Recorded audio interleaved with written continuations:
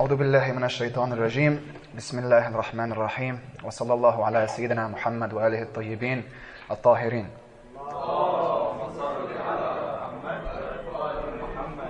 Brothers and sisters, Assalamu alaikum wa rahmatullahi wa barakatuh. It's an honor to be with you today on this auspicious occasion as we celebrate the births of our Imams, Imam Ali alayhi salam, Imam al-Baqir alayhi salam, and Imam al-Jawad alayhi salam. And this week is also the birth of Sayyidah Zahra alayhi salam. And before we get into the lecture, I wanted to thank the brothers from Life for sorting out these amazing events this week. I was brought up in this community, in this mosque, and I've never seen it look like this. So I want to thank them very much. They put a lot of hard work. Hussain Makke, thank you. And Hajj Bilal has been a driving force the whole way. Salawat for them, please.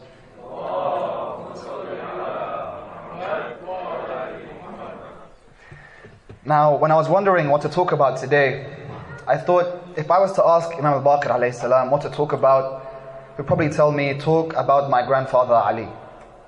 If I was to ask Imam al-Jawad, he'd say, talk about my grandfather Ali. And if I was to ask Sayyidah Zahra alayhi salam, what should I talk about on the occasion of your birth? She'd say, talk about Ali.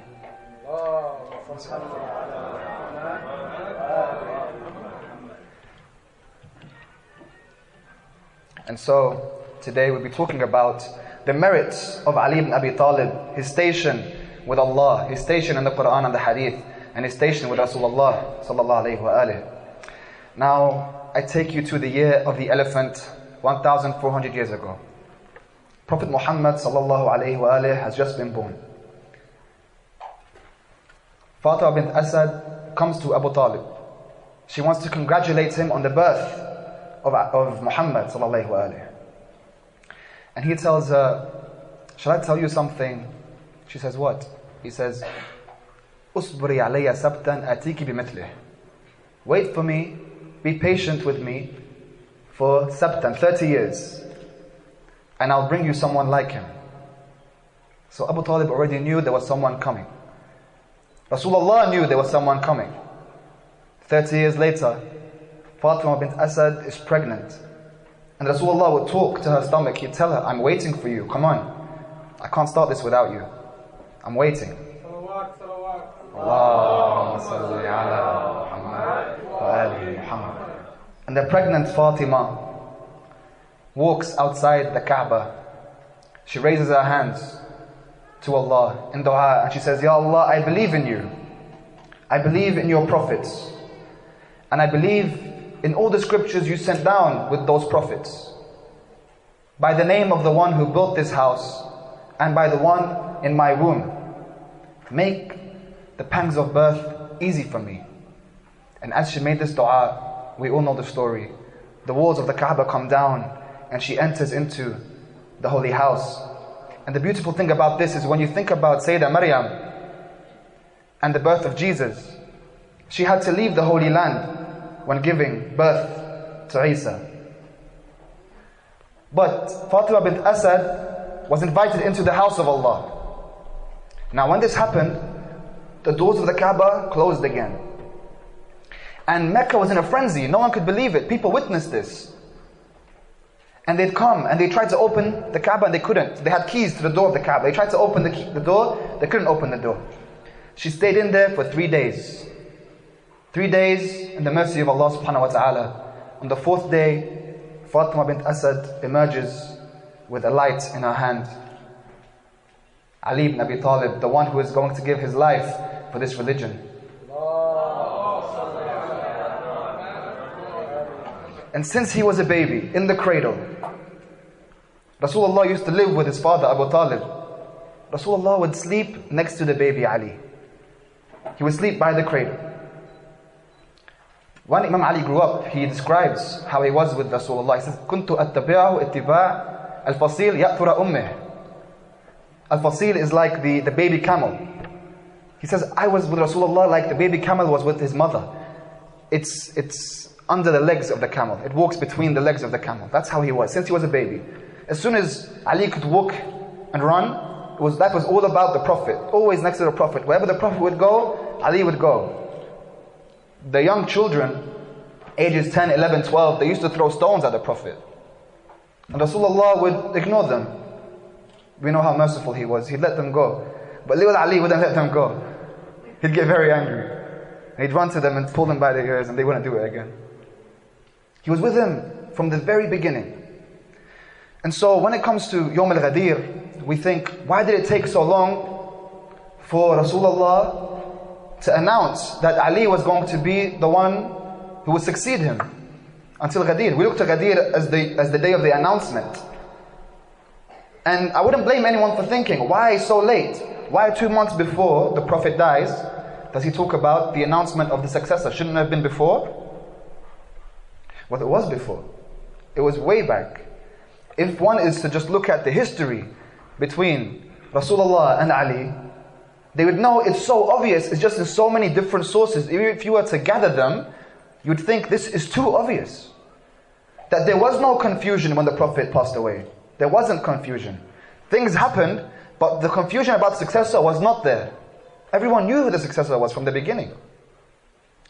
The first announcement of Ali succeeding the Prophet was Yawm Hadith al-Dar.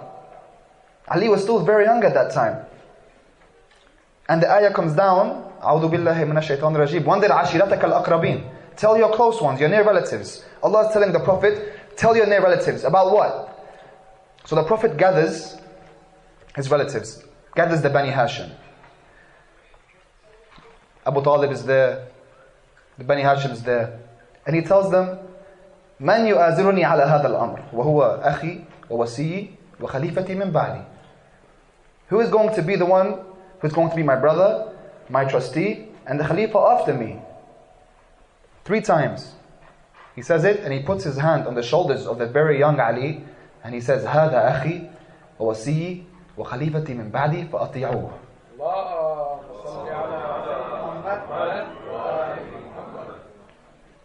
If it was that clear, and by the way, this is not just a Shia hadith, this is famous between the Shia and the Sunni hadiths. This 100% happened. So one would wonder, what happened in between Yawm Hadith al-Dar and Ghadir? All this time, what happened? What happened was the blossoming of Ali as the second in charge of the Islamic Ummah.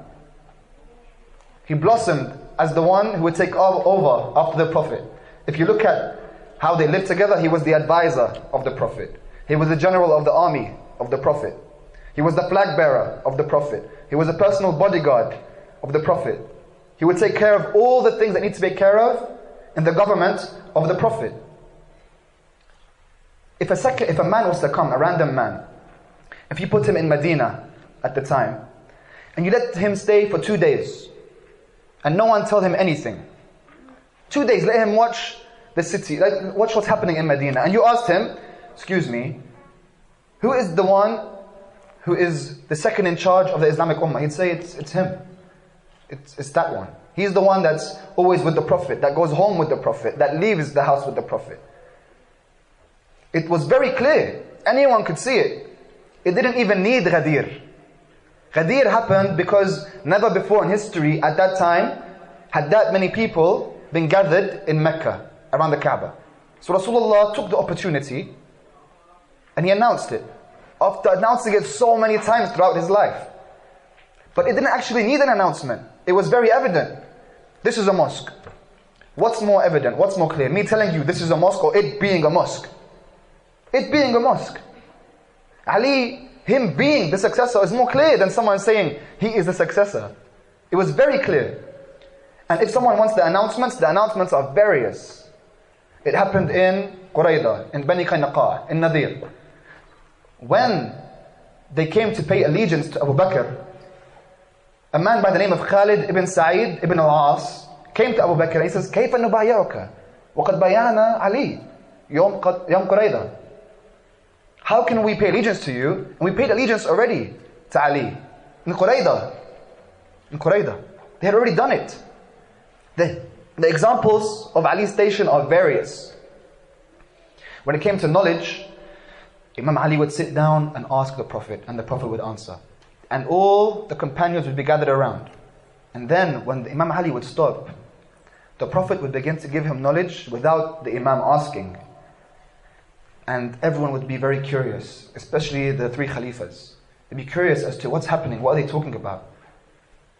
When they would finish, they would ask Ali, what happened? What did he tell you? And Ali would say, he gave me 1,000 doors of knowledge, and each door was 1,000 more doors, and in each of those was the answer to 1,000 questions. In knowledge, he was separated from everyone else. It was very personal. In the mosque, when the Prophet would sit down, sometimes your knees, they cramp up. No one would dare to come to touch the Prophet and lift him. Only Ali would do that. Ali would come, lift up the Prophet, and walk off with him. Lahon. It was this close. He was his personal bodyguard. He couldn't keep his eyes off him. He was always with him. He had this relationship with him. And Ali says, in Badr, he would only go a few meters away from the Prophet to fight and then come back to make sure the Prophet's okay.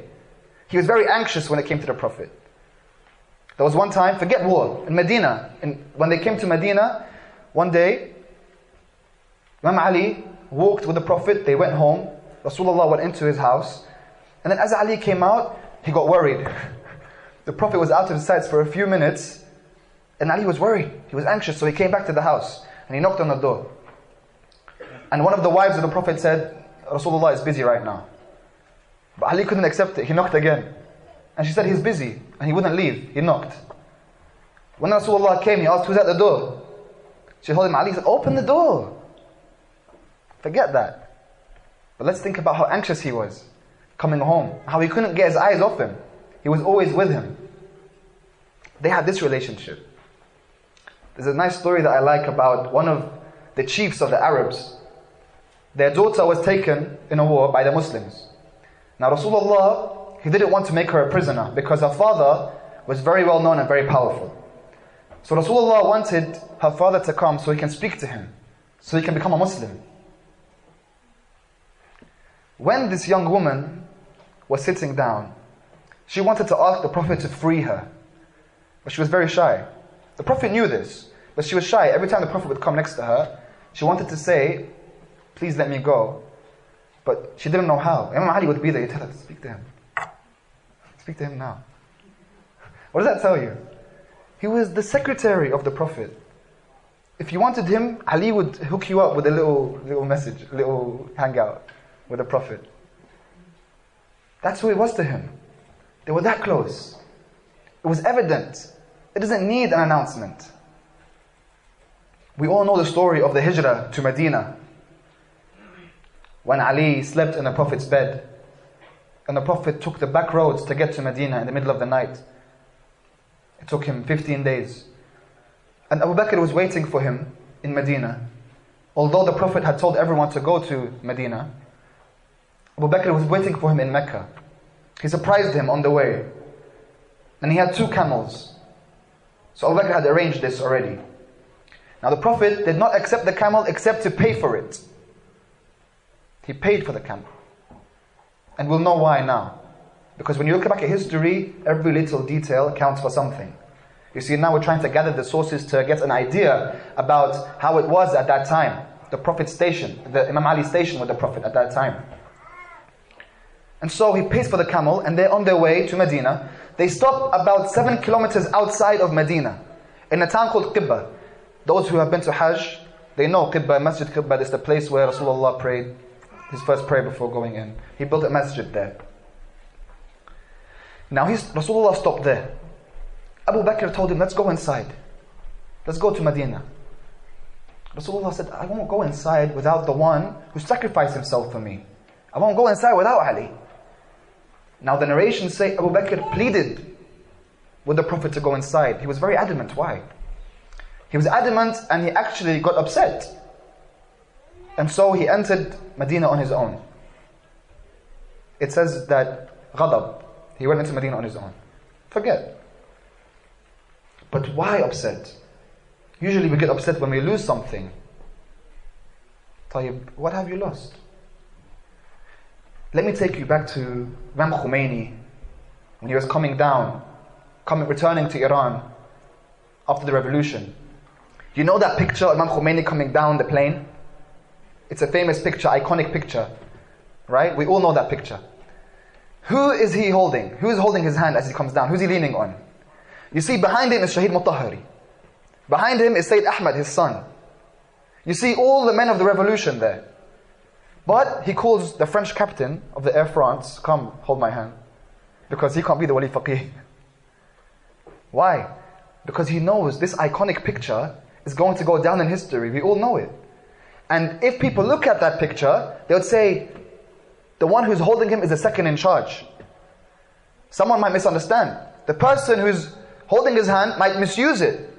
He might give an interview afterwards and act like he's second in charge. So Imam Khomeini called the Air France captain, didn't hold his son's hand, didn't hold Shaheed Mutahhari's hand. This is how the men of history think. They think very far ahead. Now Rasulullah is thinking this way. Imam Khomeini may have taken this from Rasulullah. He does not want to enter Medina with someone who is not the second in charge, because it's an iconic picture. Rasulullah is finally coming to Medina. Who is second in charge with him? It has to be Ali. So he doesn't enter with anyone else. He's waiting for Ali. And so he sends word back for Ali to come to Medina. And Imam Ali comes, he rents the camels, he brings the Fawatim with him, Sayyidah Fatima al-Zahra alayhi salam, his mother Fatima bint Asad, and I believe Fatima bint Hamza. The Fawatim, he rents the camel. And the man who's sorting the camel out for him, he's very nervous because Quraysh is going to come and stop them. Hey, don't worry, take your time. He doesn't mind. He comes in broad daylight. In broad daylight, he tells him, take your time. The Fawatim get onto the camels and they make their way. And on this day, Quraysh knew that they have someone on their hands that's going to be a big thorn in their eyes, because they sent warriors to stop Ali. And Imam Ali fought, protected Sayyidah Fatima al-Zahra before he was married to her. It says that his body was bloody. He fought in protection of the Fawatim. And he reached Medina on foot. The Fawatim were on the camel and he was on foot. We often don't realize how difficult his journey was. He was on foot. And he got to Medina, he prayed with the Prophet, and they entered Medina together, and they had the iconic picture, Rasulullah with the second in charge, Ali ibn Abi Talib, sallallahu ala Muhammad wa ala Muhammad. Even his enemies knew this. In the time where Imam Ali was Khalifa, Muawiyah was also Khalifa in Sham. Muhammad ibn Abu Bakr, one of the companions of Ali, he was the governor of Egypt. He wrote a letter to Muawiyah. He said to Muawiyah, how can you even try to compete with Ali? Who are you and who is Ali? Why are you trying to be the Khalifa? You know, Muawiyah replied to him in a letter. This letter is in a book called Siffin. It's a very old book after the Battle of Siffin.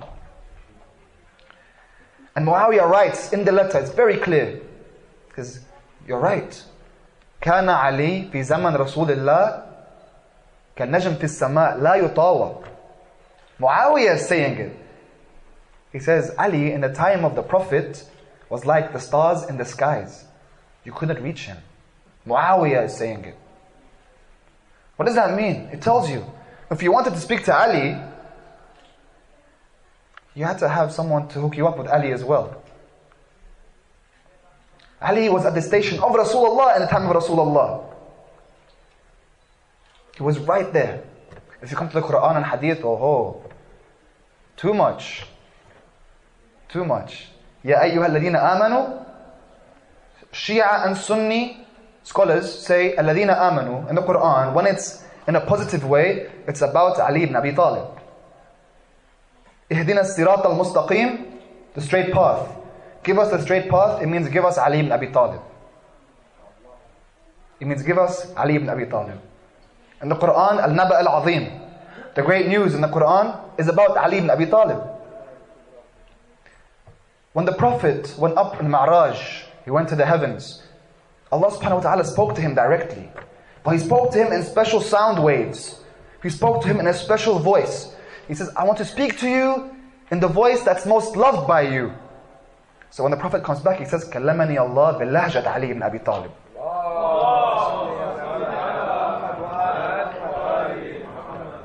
He spoke to me in the voice of Ali ibn Abi Talib. Allah spoke to Rasulullah in Ali's voice. Ali was down in Medina. But he spoke to him in Ali's voice, just his voice, the sound waves. He chose that special voice. In the ayah of Mubahala, تعالوا ندعو أبناءنا وأبناءكم. The Prophet with the priest, he says, we will bring our sons and your sons, our women and your women, أنفسنا وأنفسكم, ourselves and yourselves. He brings Imam Ali as his self. His self. Ya Muhammad, inna anta mundirun wa likulli qawmin had. You are a messenger and for every people is a guide. Rasulullah says to Ali, Ya Ali, ana al-mundir, I am the messenger and you are the guide. وَبِكَ يَهْتَدِيَ الْمُهْتَدُونَ مِنْ بَعْدِي. And through you will the people be guided. Then you come to Ghadir. It's been said so many times before. But Allah still says, بَلِّغْ مَا أُنزِلَ إِلَيْكَ. Tell them what was sent down to you. If you don't, it's as if you have done nothing. That's how important it is. Until he raises his hands and says, Allahumma wali man wala wa adi man ada. Does the Quran say, Al-yawm akmaltu lakum dinakum. Today I have perfected for you your religion. After he lifted his hand, he says that. In Medina, the doors of the people were opened to the mosque. Then the order came down. Siddul abwaba illa baba. Close all the doors except the door of Ali to the mosque. And the companions would think, why? Why like this? To ask the Prophet, is it because he's your brother, he's your son-in-law? Is it because he's your cousin? The Prophet would say, I didn't do this, Allah did this. Allah said to do this, not me. Ya Ali, anta qasima jannati wan nar. You're the one who is the divider between heaven and hell. Anyone who goes in must get permission from him. So when people are going into heaven, they say, وَقُفُوهُمْ إِنَّهُمْ مَسْئُولُونَ. Stop them. They're responsible. They need to be questioned. Questioned about what? A Sunni scholar, Abu Bakr ibn Mardawi, he says about this, he says they're going to be questioned about the wilayah of Ali ibn Abi Talib. وَقُفُوهُمْ إِنَّهُمْ مَسْئُولُونَ. And this one's beautiful. Ali ma'al haqq wal haqq ma Ali. We all know that. The truth is with Ali and Ali is with truth. But then he says, Allahumma adir al-haq haytuma dar Ali. He says, let the truth go where Ali goes. Not Ali goes where truth goes. Ali first and truth follows Ali. That's how much. Ya Ali, you are to me like Harun is to Musa. Me and Ali are from one tree. Everyone else is from several different trees. I am the city of knowledge and Ali is the gate. When you bring all of these together, you understand. It was very obvious. There's no question about it. You just have to gather them and see. And you'll notice his station, how big, how high it was. Now to end this with a story, I find it a heartbreaking story. It's towards the end of Imam Ali alayhi salam's life. Now he is the Khalifa in Kufa. After everything he's been through in the Islamic mission, he has gone through being raised by the Prophet, losing his father. He loses the Prophet, all the wars, all the battles. He loses Sayyidah Zahra. 25 years of oppression, his rights taken away from him. Loses Ammar, loses Malik, loses all his friends. Now Ali is in Kufa. He is the Khalifa. His time is coming. He comes to wake up a man called Nauf. He says, Ya Nauf. They're in the mosque and there's no roof. He says, Ya mosque. He says, Ya Nauf. Are you asleep or are you awake? And Nauf says, I'm awake, Ya Amir al-Mu'mineen. What is it? And Nauf is narrating this hadith. Nauf says, I looked at him and he was looking up at the skies, watching the stars. And he was longing for something, as if he was yearning for something. There was a sense of loneliness to him. Ali was looking up at the stars and he began to speak. He says, Ya Nauf, Tuba lizzahidina fi dunya, al-raghibina fil akhirah. He's speaking about the ones who turned away from dunya and want the afterlife. He's thinking about people who are going to leave the afterlife. So potentially he's thinking about you if you choose to leave this world and be a raghib for the next world. Imam Ali is watching the stars, thinking about his followers that are coming, yearning for them and missing them. He says they are so humble in their hearts that the earth is their floor. Water is their perfume. They are always engaged in Quran and dua. He says they turned away from the world like Isa ibn Maryam, ala manhaj al-Masih. They had the path of Isa ibn Maryam. Imam Ali is watching these stars. When we celebrate his birth, we're celebrating our salvation. Through him we are saved. This is what he wants us to be. So whenever the world is starting to take us away, I want you guys to remember that story of him watching the stars and potentially thinking about you. He's missing you if you are to be of those people. والحمد لله الذي هدانا لهذا وما كنا لنهتدي لولا أن هدانا الله صلوا على محمد وآل محمد.